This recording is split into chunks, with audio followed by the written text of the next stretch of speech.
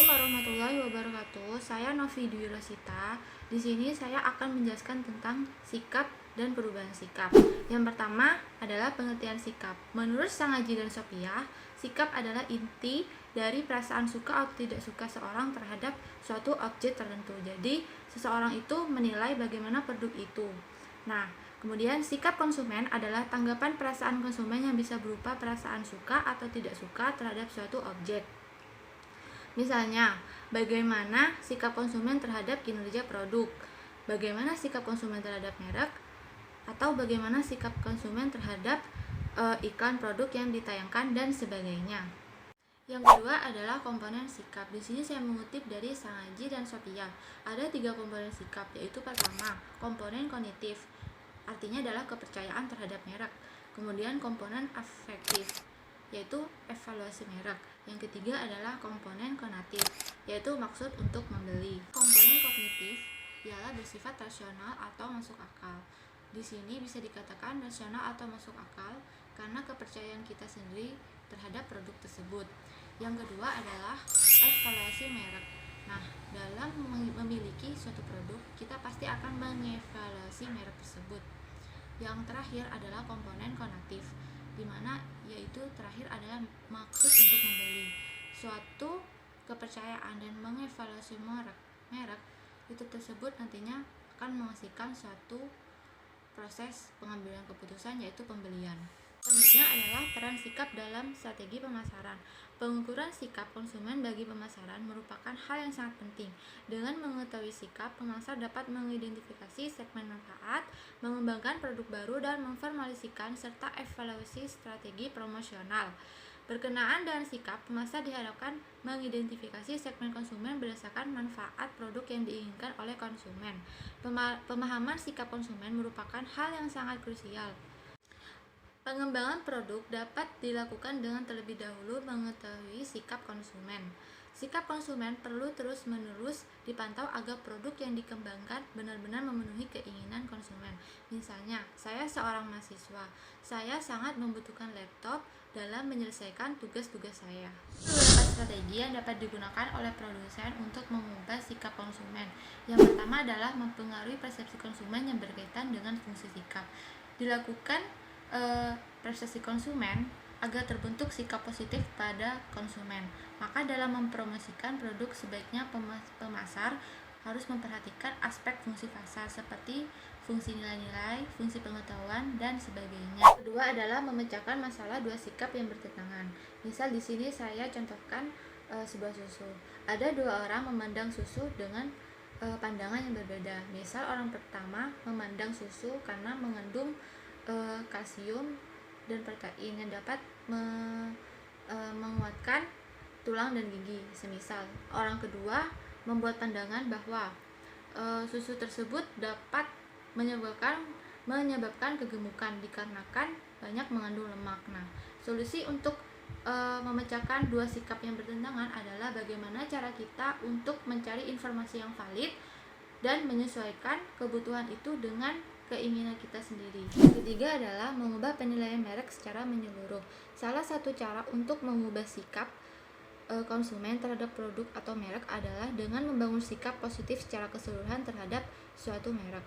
Keseluruhan berarti produsen tidak secara khusus menyebutkan perubahan suatu produk.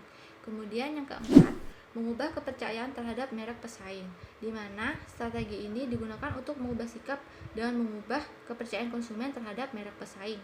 Misalnya, produsen sering menggunakan metode iklan perbandingan untuk menyatakan bahwa mereknya lebih baik daripada produk pesaing, seperti itu.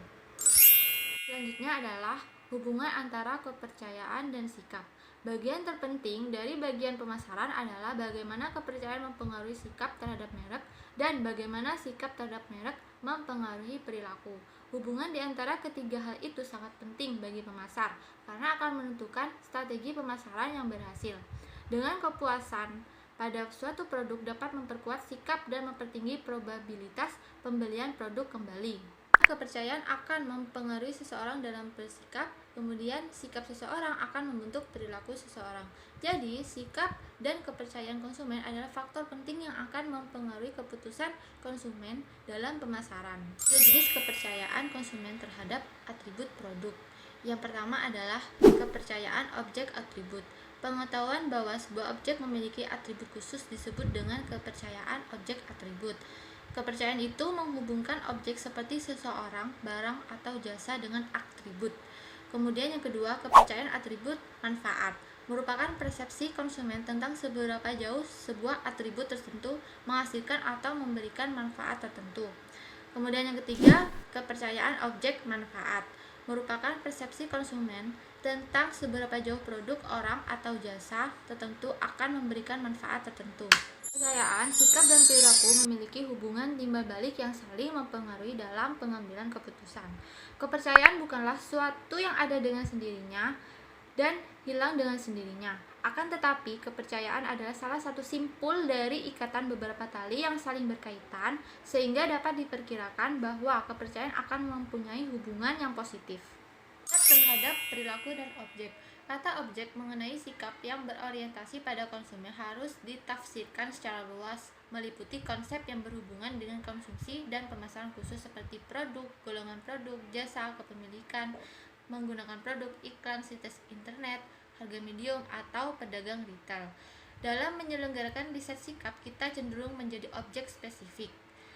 Di dalam konteks pemasaran, sikap konsumen harus terkait dengan objek karena objek tersebut bisa terhubung dengan berbagai konsep konsumsi dari pemasaran seperti produk, merek, iklan, harga, dan lain-lain. Sebagai contoh, jika kita tertarik mempelajari sikap konsumen terhadap 3 merek sampo, objek kita mungkin mencakup seperti Sunsilk, Pantene, dan Clear. Selanjutnya adalah perubahan sikap sebelum dan sudah pembelian. Perubahan sikap dipengaruhi oleh berbagai pengalaman pribadi dan informasi yang diperoleh dari berbagai sumber perorangan dan umum. Misalnya, saya contohkan, sekarang kerudung yang lagi tren adalah merek Davi. Sebelum pembelian, saya mencari tahu tentang produk merek Davi tersebut. Setelah pembelian, jika saya merasa puas, saya akan lebih mencari tahu tentang produk Davi tersebut. Ini adalah faktor-faktor pembentukan sikap. Pertama adalah pengalaman langsung. Pengalaman konsumen melalui objek sikap dari waktu ke waktu akan membentuk sikap tertentu pada konsumen. Misal, dari pengalaman saya, misalnya, saya pernah membeli barang A karena menurut saya barang A itu bagus. Namun setelah membeli, setelah saya memegang nyata produk tersebut, ternyata barang itu tidak sebagus yang saya pikir. Jadi seperti itu. Perubahan sikap terbentuk dari pengalaman langsung dari kita sendiri. Kemudian ada pengaruh keluarga. Keluarga memiliki peran penting dalam membentuk sikap perilaku. Keluarga merupakan lingkungan yang paling dekat dengan lingkungan yang lain. Ini adalah kepribadian. Kepribadian konsumen memengaruhi sikap. Misalnya, konsumen agresif. Konsumen agresif itu biasanya cenderung untuk membeli barang-barang yang bermerek. Kemudian ada disonansi, perubahan pembelian yang mengurangi ketidaksesuaian. Misalnya, saya awalnya ingin membeli karpet yang sangat mahal dan bagus. Namun, saya mendengar dari orang lain bahwa karpet B itu lebih murah dan fungsinya sama. Jadi saya berubah pikiran, maksudnya saya tidak akan membeli karpet yang mahal itu. Saya akan membeli karpet yang murah karena telah terpengaruh oleh orang lain. Terakhir adalah teman sebaya. Teman sebaya punya tenaga yang cukup besar terutama bagi anak-anak remaja dalam pembentukan sikap. Adanya kecenderungan untuk mendapatkan penerimaan dari teman-teman sebaya, mendorong para anak muda dipengaruhi oleh kelompoknya dibandingkan sumber-sumber lainnya. Selanjutnya adalah implikasi pemasaran dari sikap dan perubahan sikap. Strategi pemasaran dipilih oleh perusahaan memiliki pengaruh atau implikasi yang cukup besar terhadap sikap dan perubahan sikap konsumen. Apa implikasinya? Menurut saya adalah cara kita dalam pengambilan keputusan dalam membeli. Nah, sedangkan pemikiran tentang pengambilan keputusan itu dimulai dari pemikiran tentang suatu masalah, merumuskan berbagai alternatif tindakan guna menjatuhkan pilihan pada salah satu alternatif tertentu untuk mencapai sasaran. Pengambilan keputusan ini juga dipengaruhi oleh perilaku konsumen, di mana aktivitas tersebut dilakukan secara sadar, rasional, objektif, dan terencana. Pengambilan keputusan untuk pembelian merupakan analisis mengatasi permasalahan. Sekian presentasi dari saya. Mohon maaf bila ada kesalahan atau kekurangan kata. Saya akhiri. Wassalamualaikum warahmatullahi wabarakatuh.